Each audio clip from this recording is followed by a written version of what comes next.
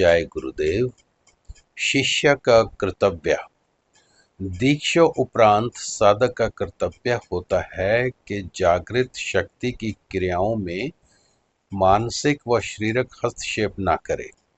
अमुक प्रकार की क्रिया हो, कल जो क्रिया हुई वह आज क्यों नहीं हुई, अमुक क्रिया अधिक तीव्र गति से होनी चाहिए और अमुक क्रिया नहीं होनी चाहिए आदि विचार जागृत शक्ति की क्रियाओं में हस्तक्षेप माने जाते हैं। शरीर को अकड़ाकर ताने रखना, क्रियाओं के विकास में अवरोध उत्पन्न करना आदि शारीरिक हस्तक्षेप कहलाता है। साधक का कर्तव्य है कि उपरोक्त दोनों प्रकार के हस्तक्षेपों से अपने आप को बचाकर रखे। शक्ति जागृत होते ही साधक के चित्त में दृष्टा भाव उदय हो उठता है। अंतर में उदित दृष्टापन के इस भाव में स्थित रहना साधक का कर्तव्य होता है, क्योंकि यही समर्पण का आधार होता है। क्रियाओं में हस्तक्षेप करना कर्तव्याभिमान के अंतर्गत आता है। कर्तव्याभिमान के कारण ही चित्त में कर्मों के संस्कार संचित होते हैं।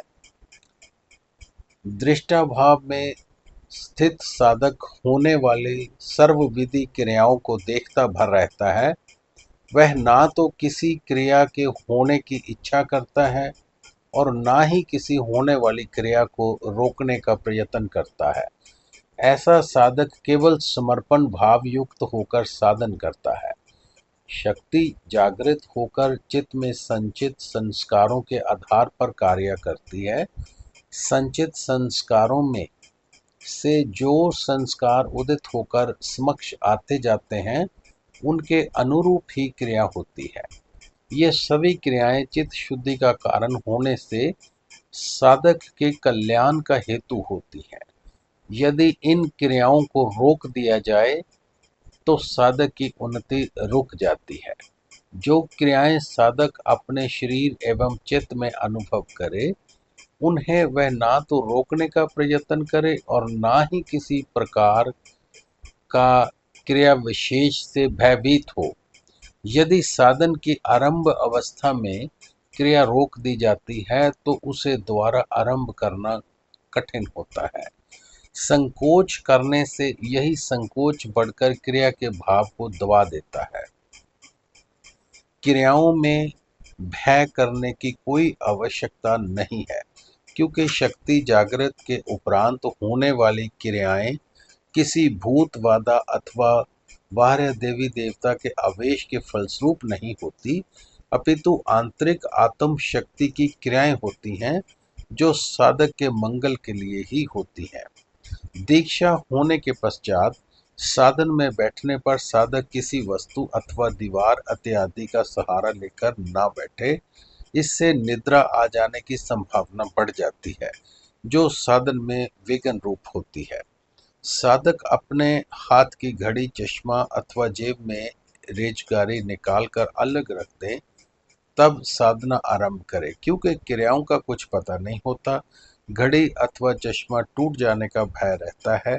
जेब में रेजगारी हो तो उग्र क्रियाएं होने पर छन छन की आवाज पैदा कर साधना में विघ्न उपस्थिति करेगा। साधक का आसन स्थिर होना चाहिए, जबकि क्रिया शक्ति की जागृति के उपरांत होने वाली क्रियाओं में से आसन स्थिर रह ही नहीं सकता। अतः यहाँ आसन का अर्थ उस आसन से लिया जाएगा जिस पर बैठकर साधक साधन करता है। आसन किसी लकड़ी के तख्त इत्यादि पर ना होकर भूमि पर ही होना चाहिए, ताकि उसके हिलने की संभावना समाप्त हो जाए। जब कभी समूहक साधन में बैठने का अवसर प्राप्त हो तो साधक का ये कर्तव्य है कि वह अपने अंतर में ही लक्ष्य स्थिर करे। दूसरे साधकों की क्रियाएं देखने में भी रुचि लेना आरंभ न कर दे। ऐसा करने से साधक का लक्ष्य अपनी क्रिया से हटकर दूसरों की क्रियाएं देखने में ही लग जाएगा। साधना में बैठने का अर्थ है अंतर में होने वाली क्रियाओं के प्रति लक्ष्य रखना। जब क्रियाओं पर ही लक्ष्य रखा जाता है तो वे प्रकट होती जाती हैं, जिससे क्रिया शक्ति की कार्यशीलता तीव्र होती जाती है विना और क्रिया शक्ति की संस्कारहीन करने की शक्ति बहुत बढ़ जाती है। वैसे तो क्रिया शक्ति अहर्निश 24 घंटे कार्य करती ही रहती है, किंतु उसकी क्रियाएं प्रकट नहीं होती।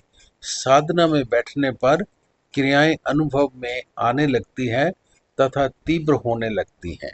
जय गुरुदेव।